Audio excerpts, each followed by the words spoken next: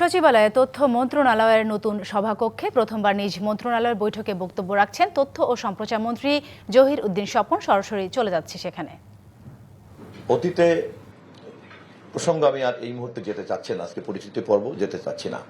তবে একটা বার্তা খুব পরিষ্কার থাকা দরকার আমাদের জন্য, সেটা হচ্ছে আমরা আমাদের প্রধানমন্ত্রী 31 দফার যে লক্ষ্য আমরা ঘোষণা করেছি এবং সেখানে আমরা যে স্বাধীন কমিশনের কথা বলেছি এবং সেই কমিশনের মাধ্যমে স্বাধীন মতামত নিয়ে আমরা যে প্রস্তাবনা তৈরি করার জন্য, সরকারকে তৈরি করার জন্য যে পরিকল্পনা, আমরা কিন্তু সেটা দৃঢ়ভাবেই আমরা মেন করি।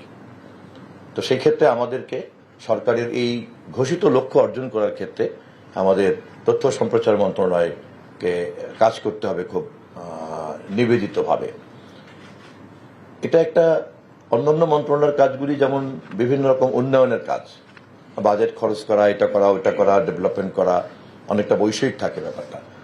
আমাদের এই মন্ত্রণালয়ের কাজ তো মূলত অন্যরকম এবং একটা দেশের উন্নয়নের জন্য যে পরিপূরক সাংস্কৃতিক কাঠামো লাগে এবং সেটা যে সময় উপযোগীভাবে সেটাকে ধীরে ধীরে ধীরে ধীরে পরিচালনা করতে হয়, সেই কাজটা কতটা ভালো চলছে কতটা ভালো চলছে না তা কিন্তু মূলত তথ্য সম্প্রচার মন্ত্রণালয়ের কর্মকাণ্ডের মাধ্যমেই কিন্তু বার্তাটা যাবে।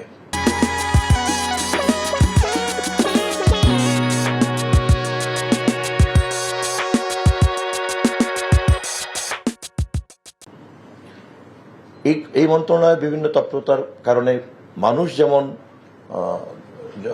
যতটা সম্ভব তার জানার অধিকার যে তথ্যটা আছে সেটা সে পাচ্ছে কিনা, সেই তার অধিকার সুরক্ষা করা যাবে, তার অধিকারকে আরো বেশি সম্প্রসারিত করা যেতে পারে, সেটা নিয়ে আমাদেরকে চিন্তা করতে হবে, ভাবতে হবে। আবার একই সঙ্গে বিভিন্ন পর্যায়ের দেশে বিদেশে আমাদের দেশের স্বার্থের সঙ্গে জড়িত যে সমস্ত নীতি নির্ধারকরা আছেন, স্টেক হোল্ডার্সরা আছেন, তাদের কাছেও কিন্তু বার্তা দেওয়ার ব্যাপার রয়ে গেছে।